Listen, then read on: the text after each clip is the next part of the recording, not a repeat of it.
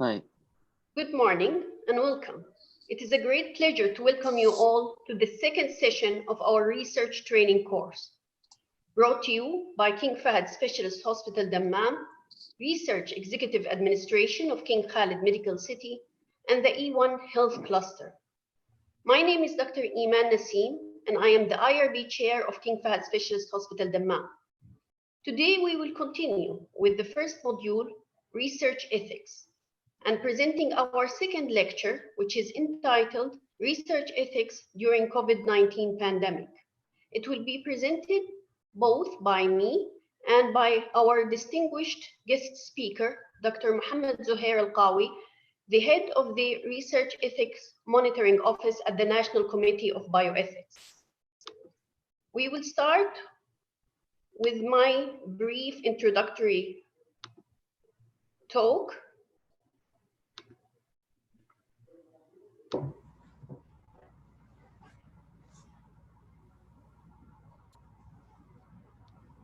So as you all know, the coronavirus disease 2019 is caused by severe acute respiratory syndrome coronavirus 2, SARS-CoV-2.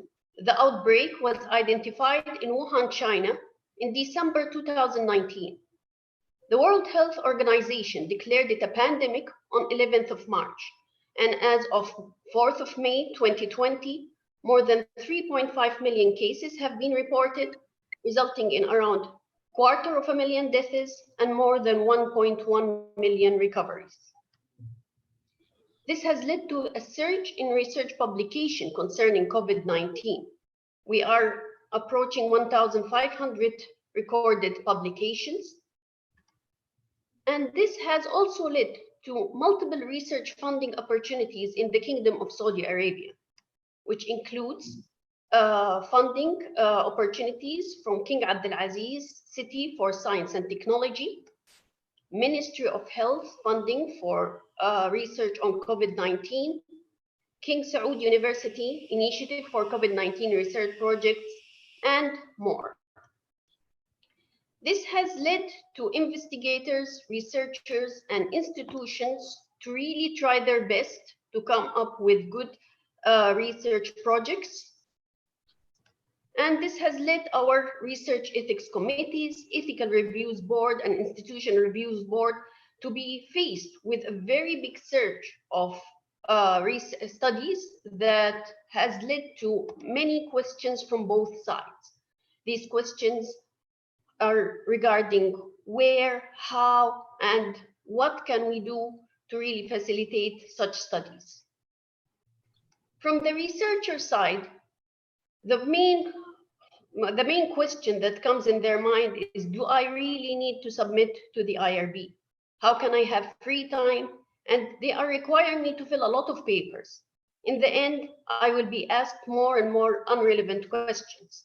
And in brief, they will think that the pandemic will be over before their approval is being granted. And the short answer, whether you should or should not report to the IRB, is that you should. And why? It is to protect the rights and welfare of research subjects. The institutional review boards rely on multiple sources for their research ethics.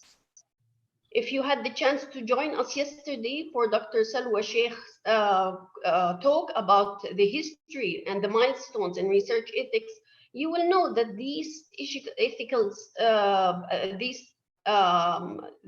these rules has came as a result of many trigger events over the years that led to very strict rules and regulation to conduct research on human subjects. This has ended up in the development of the good clinical practice, which is an international ethical and scientific quality standard for designing, conducting, recording, and reporting of trials that involve the participation of human subjects. And compliance with these standards provide public assurance that the rights, safety, and well-being of trial subjects are protected, consistent with the principles that have their origin in the Declaration of Helsinki, and that the clinical trial data are credible. Also, if you want to be more familiar with it, please join the Good Clinical Practice course that's also being hosted by the E1 Health Cluster under the umbrella of the MAM Medical Complex, which is also hosted by Eventt Tرووب. And you can find it in the YouTube of their, that is entitled Eventt Tróوب. On national level, we have the National Committee of Bioethics, we have the Saudi FDA, and we have Wiqaya as sources of rules and regulations to govern our research. The National Committee of Bioethics has been formed by a royal decree in 1422 Hijri. It ordered the creation of National Committee, the National Committee of Bio and Medical Ethics, to develop and monitor compliance with bio and medical research ethics and standards. Once the NCBE was formed, it became mandatory for all organizations conducting research on living organisms in the kingdom to comply with the rules issued by the committee. The National Committee of Bioethics is under the umbrella of King Abdulaziz City for Science and Technology, which is under the International Council of Science. They have the booklet that's entitled Implementing Regulations of the Law of Ethics of Research on Living Creatures. And there is a second edition that has been revised. And this is a very valuable and important resource to all researchers and also IRB members to go back to in order to familiarize themselves with the rules and regulations of research in the Kingdom of Saudi Arabia. Important chapters that need to be reviewed for the institutions, IRBs, and reviewers are Chapter 5, Research Ethics Monitoring Office, Chapter 6, which deal with Local Committee for Research Ethics, which deals with how you form these local committees, how to what is the submission process of research, procedures, and types of approvals, reporting, and monitoring. Chapter 13 is also important, which deals with Violation Review Committee, and Chapter 14 with penalties if people do not comply with these rules and regulations. For investigators, the first step, they need to know which IRB to report to. As we know, the cases of COVID-19 are in hospitals, quarantine, and some of the researches that we are faced with deal with the knowledge in primary care centers and the general public.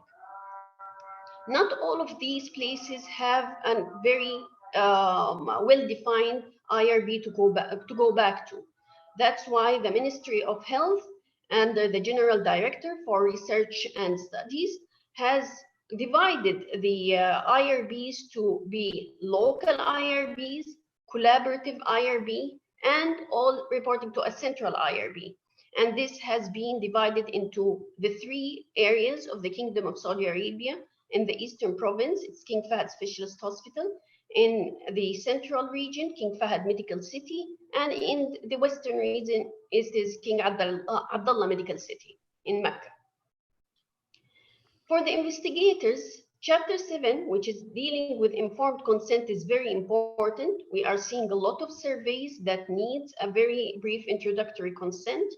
Special group in research have their own type of consent, which deals with quarantine, pediatrics, and cognitively impaired individuals.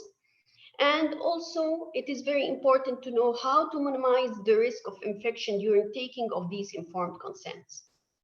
Chapter 8, Research on Human Subjects. It is important to be familiar with that chapter and pay special, very important part in confidentiality.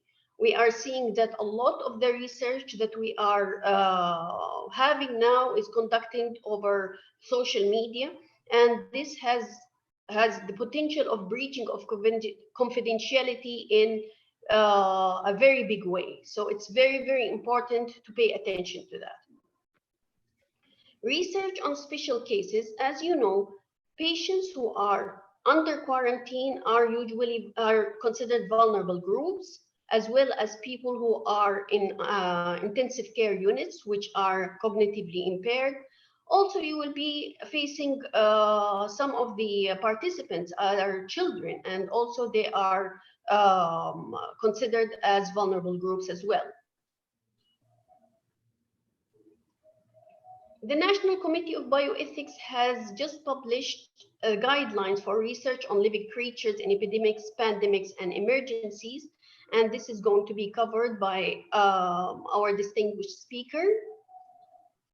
Other regulatory authorities that you have to report to is the Saudi Food and Drug Authority. They have rules and regulations and requirements for conducting clinical trials on drugs, and also new investigational drugs. And also Wiqaya, which is formed by the Ministry of Health, and that gathers that is under the Saudi Center for Disease Prevention and Control, and it gathers all the information about the coronavirus disease in the Kingdom of Saudi Arabia. And the National Committee of Bioethics has made it clear that in case of epidemics, pandemics, it is strongly recommended that the Saudi Center for Disease Prevention and Control, Wiqaya, assumes the responsibility of a national repository for data storage and sample collection. Finally, please be familiar with your own institutional policies and procedures, and please abide by them. This is the end of my brief introduction, and this will lead us to our second speaker, Professor Mohammed Zuhair Al-Qawi. He is the head of the Research Ethics Monitoring Office at the National Committee of Bioethics. He has been involved in setting many research ethics regulations in the Kingdom of Saudi Arabia. He's distinguished senior consultant in adult neurology in King Faisal Specialist Hospital and Research Center, Riyadh, Saudi Arabia. And he was the head of the IRB in that hospital as well. During that time, he has trained many neurology doctors. I am proud to be one of those doctors. And he's also a professor of neurology at Al Faisal University. Thank you all, and we will move to Dr. Al-Qawi.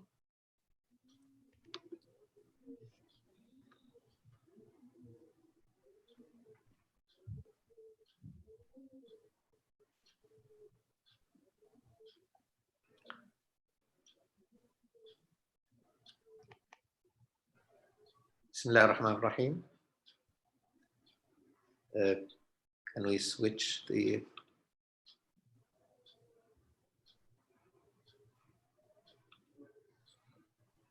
Can we switch the view?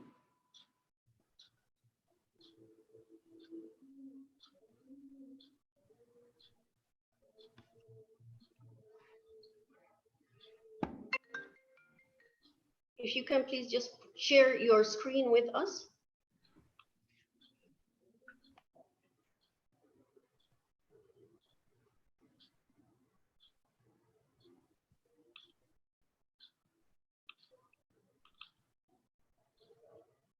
Okay. Bismillah ar-Rahman ar-Rahim. Thank you, Dr. Iman. You made my job very easy. You covered a lot of points that I'm going to go through quickly. As Dr. Iman mentioned, the purpose is not to go over the whole or to change the whole regulations. The regulations still stand as they are. However, there are some nuances that are necessary in epidemics, pandemics, and emergencies. And for that reason, the National Committee of Bioethics appointed a panel of experts, and we had discussions about what kind of extra guidelines that we can give for researchers and for local ethics committees. Now, in pandemics, there is a new event. I'm sure that none of us had lived through a pandemic like that. And the information that we receive are uncertain. There are many sources. Some of them are reliable, some of them are unreliable. And because the pandemic is huge, there is a need for rapid response. And every consultant is working, whether he's a researcher or not, he's working under time constraints. and there is pressure to address the needs of health care of an individual. And also there is a responsibility to learn from, since this is a new issue, to learn from every patient. So there should be a balance between delivering health care and learning about the pandemic. And the pandemic has global dimensions, so that requires collaboration with relevant international organizations and research centers.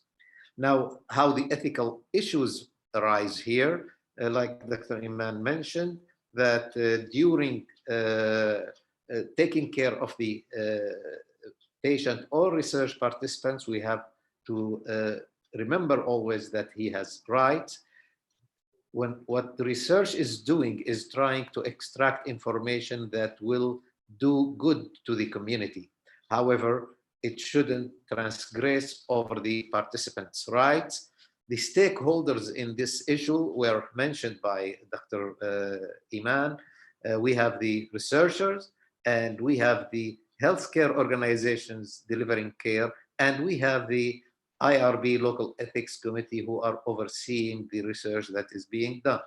Wiqaya has an essential role, and as I'm going to talk about, because this is a pandemic, they have to have information about the global or at least the local view of all what is happening. And we know that we are following the number of cases on a daily basis. The policymakers that order the lockdown, that order the restricted access, and so on. If there is a drug, the SFDA has to approve of it. And also there are the funding agencies such as King Abdulaziz City for Science and Technology, or King Saud University, or the Ministry of Health, like Dr. Iman mentioned. Now, the first guideline is to encourage researchers. They should seek substantial scientific value and adopt a valid scientific method in order to get reliable, credible information, and to address the national priorities in this pandemic, and to establish partnership, which is very important, nationally and internationally. And I will be emphasizing this point more as the presentation goes on. Researchers may collect large data, and then research protocols should be collaborative research protocols with other investigators. As you know, the larger the data is, the more reliable it is, the more accurate reflection of the true situation. And there should be a plan for sharing data and sharing samples, either concurrently when the research is being done or in the future. And there should be a clear plan for management of the collaboration, how the data or samples will be shared and how they will be utilized fairly, not to miss the rights of the individual researcher and not to lose the importance of the research by taking only a small sample. Like the other day, we were asked about trying to treat with the convalescent serum. And of course, this was coming from a small hospital, and at maximum, they will be treating a handful of patients. If they collaborate with others, they can have a larger number, and then the results will be more credible. Now, for management of the data that comes out, there are two types of data. Either the data with low ethical risk, like surveys that does not have personal information and so on. So local ethics committee should look into it and decide whether it needs to be anonymized or not, or how it is dealt with. However, if there is clinical information that can be linked to an individual patient, then it has to be anonymized when it is being shared by others. If it is necessary to access the clinical information, then the information can be coded rather than anonymized. And then the coding will be in the hands of only one source, which is the local ethics committee. So the local ethics committee can do expedited review, and as the slide that Dr. Iman showed, they are swamped with requests for research. So they can set pre-review standards for improving the rapid review of the research projects, or they may draft a generic protocol, especially for those that are dealing with epidemiology and so on, and the researchers can take them, and that will be easier for the local ethics committee to review. Those projects that require full board review, like interventional treatment, collection of biological samples, and so on, will require the local ethics committee to convene more frequently. And at the time of lockdown, these convening a meeting will be through online deliberation, either like we have today, or even by email. So if the number of projects is very large, they can consider breaking down the proposal for small expert groups that will go into details of the project and then present their findings to the full board in a virtual meeting. Privacy and confidentiality. Privacy is to get only the information that are relevant to the research project, and not to get too many information that will get into the details of the person without necessity. Confidentiality, once the information is obtained, there should be no divulging of this information. It should be kept in strict confidential place. So it is the right of the individual to have confidential information. However, that should be balanced by this information should, if it is concealed, if it may harbor risk to the public, then it should be divulged, or it should be shared with other researchers. Confidentiality are respected either by anonymization or by coding of the data, and decoding of the data will only be granted by the local ethics committee only when needed. Now we come to the informed consent, and Dr. Iman mentioned that it is very important to keep the informed consent properly according to the regulation. If there is a large-scale surveillance, the local ethics committee may consider waiver of informed consent that can grant that to the researcher. And it only can be granted by the local ethics committee or the IRB upon reviewing the proposal and making sure that it doesn't transgress over the rights of the individual. If there is a highly contagious disease, proper signed consent may not be obtained, so it has to be obtained verbally. And then the consenting process should be documented in the consent form that is obtained, and it must be witnessed and co-signed by an independent individual who sees the conversation that took place between the researcher and the patient participant. Now, Dr. Iman mentioned about Wiqaya. Wiqaya was established as a center for disease control about 7 years ago, and the pandemics are in the core essential part of their job, and they should be monitoring the contagious diseases, and they should coordinate with all the other health delivery systems. So in our guidelines, we consider Wiqaya as the controller for data and samples.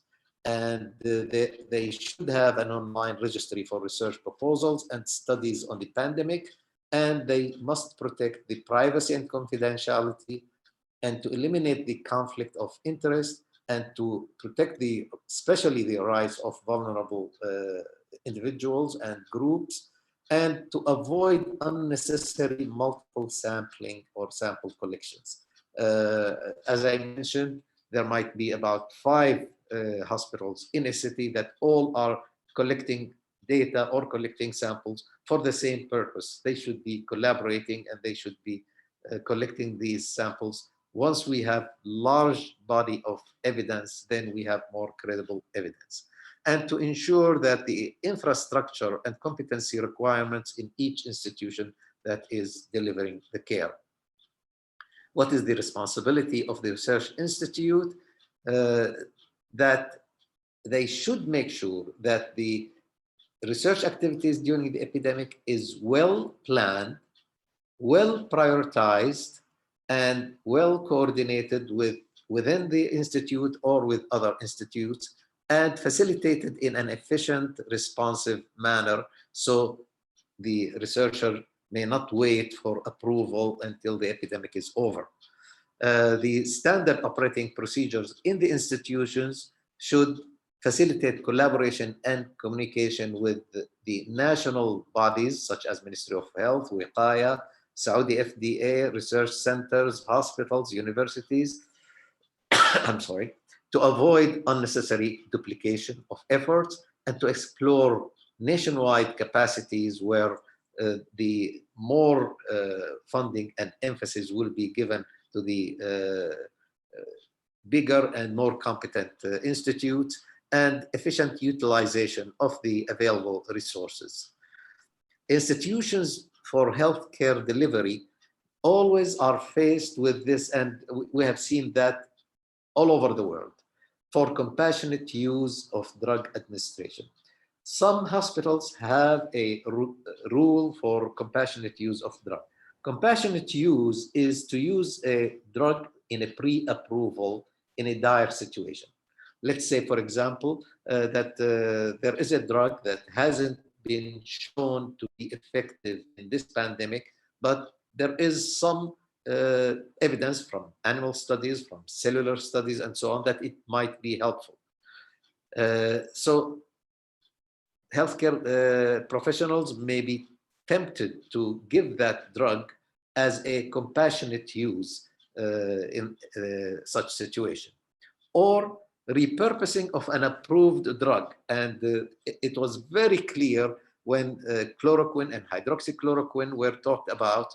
They are giving it in a different indication. They are giving it in a different dose, like in a high dose. And yesterday there were some studies that had been done in the States and showed that the higher dose is more toxic and doesn't give any extra benefit.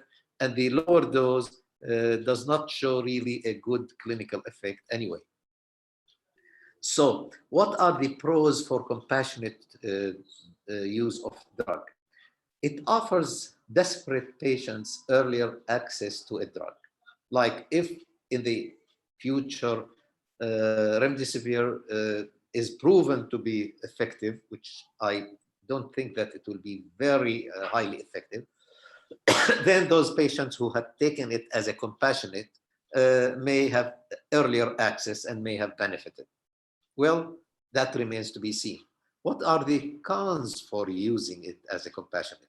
Well, number one, we don't know what the, it's not very clear what the risk of using such drug is. It hasn't been approved and listed as an approved drug for this indication with such and such risk. But the more important is to lose definitive data. When we start administering a drug outside a research protocol, the results cannot be considered controlled, and therefore they are of no value scientifically. So for that reason, we give the guidelines that if the institution has compassionate drug administration policy, then such mechanism should be judiciously applied in a very limited scope, so it does not negatively affect the ongoing clinical trials. And institutions may appoint a panel of experts to determine the situation in which a drug is repurposed or used off-label. And number two, to limit the number of such exceptions.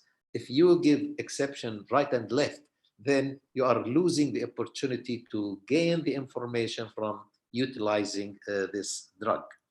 And they should make a limit And usually we used to put a limit of only 5 patients for many off-label medications.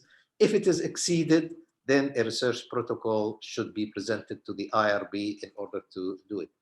As a matter of fact, compassionate use is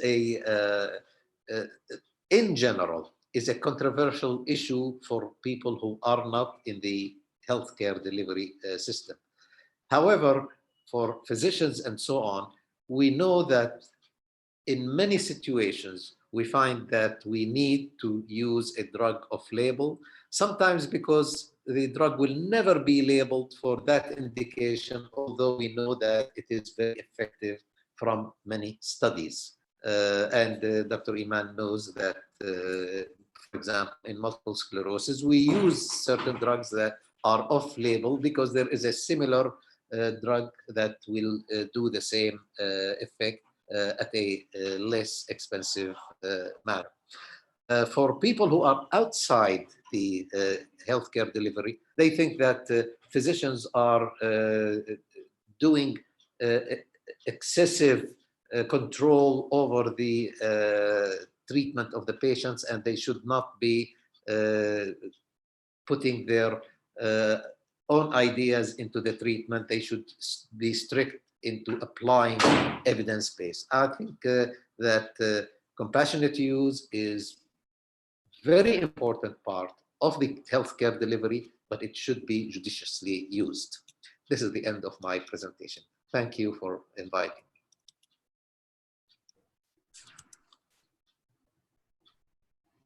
Thank you so much, Dr. Al-Qawi, for going over these new rules and regulation during the pandemic. And we have now enough time for questions from the attendees or also from the panelists. And until we receive any question, may I start with, I think, the #1 question that you will get from every IRB committee, that is the mechanism of reporting to wiqaya. That's still not well defined to us. Okay, thank you. As a matter of fact, we officially sent a request to wiqaya in order to send us the procedure for reporting to them, and we are waiting for the response. I think that they are overwhelmed by the amount of information, and some delay can be expected, but I hope that once we have the procedure that they adopt for this, we will distribute it to all the local ethics committee and all the registered researchers in our database. Thank you. We are starting to receive some questions. The question is, thank you very much, doctors, for the informative presentation. You mentioned that in large-scale surveillance, informed consent can be waived by the IRB. Can you please elaborate on that? Okay, thank you. As a matter of fact, the regulations have some information about waiver of informed consent. If informed consent cannot be linked, or if the informed consent is the only link that may expose the identity of the person, and if there is very low risk, which is defined as less than the minimal risk. Minimal risk is what a person can get exposed to in normal life, like crossing the street and so on. So if it is below the minimal risk, like there is no collection of samples and so on, it is just getting epidemiological. And if we link it to the person, then the document, the informed consent, if it is signed, it is the only information that will link the person to his information. Then we can waive the informed consent and give him the get the information by actually by implied consent. When we are collecting epidemiological data, we are asking when we are collecting the epidemiological data, we ask the person if it's okay to tell us, about certain habits, certain exposures, and so on, provided that we are not going to link it to his name and give him the assurance, and that verbal, implied, informed consent, because and that applies also for the data that is sent by on electronic media. It should not collect personal information to be valid. If it is collecting personal information and like asking for the national ID or for the email or for the telephone number, then that is not valid without informed consent. Sometimes when you're sending it on electronic media, some media give, or some projects, they give an electronic informed consent, and they ask the person to sign it after they read what is the information that will be collected and how it is going to be used, and then they sign it electronically. Otherwise, for general epidemiological data, the larger the better, and it will be very difficult to get signed informed consent in order to go through the project. If we are collecting data on thousands of patients, and we want to see what are the risk factors that are predisposing them to the to have a worse outcome or a better outcome, then we cannot go after each one and give an informed consent. All of these details will be worked by the local ethics committee when they look at the project and they find out what information is being collected and whether it requires signing or not. Thank you.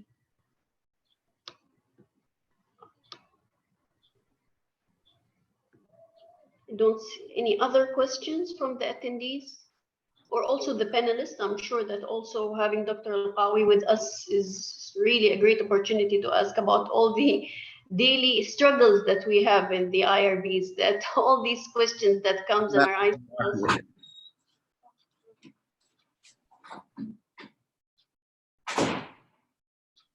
Okay, I think that we don't have any further questions. Okay, thank you for the lecture. What about studies sponsored by drug companies? Okay, studies sponsored by drug companies, like any other clinical trial, they should be registered with the SFDA, and they should have the proper informed consent, because once you're talking about clinical trial, you're talking about risk, you're talking about intervention. It should have a full board review, and it should be registered with the SFDA. And the continuity of the question: are there any extra measures during the pressure of the pandemic when it comes to these sponsored drug companies to decrease the pressure of accepting these trials just for the sake of a pandemic? No, what is important is not to, in the rapid pace, not to forget that there are regulations for interventions and it should be followed. Nothing extra.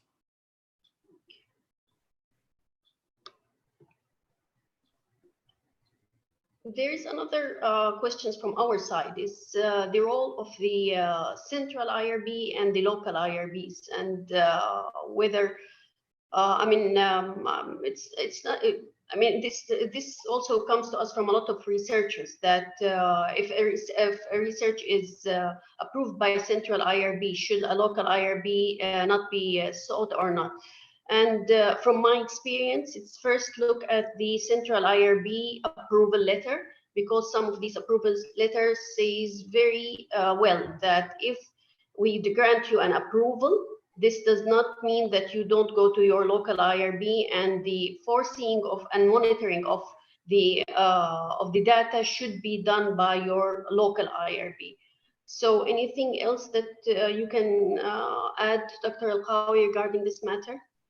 I think that the organization between central IRB and local IRB is something that is left for the individual IRBs, because it depends on each project, and some projects are mega projects that will be distributed to several centers. Then the central IRB will be responsible for that, or they may delegate the responsibility of following each investigator by their own IRB. So I don't think that I can give a general answer for that. It's for each individual case. Thank you. So I don't see any more questions, and with that, I think we can safely conclude. Thank you so much, Dr. Al-Qawi, for being with us. It was a great honor for us. And please join us for the third talk that's going to be done on May 6th. Before we conclude, we have a few words from Dr. Salim Ghadoura. Please go ahead.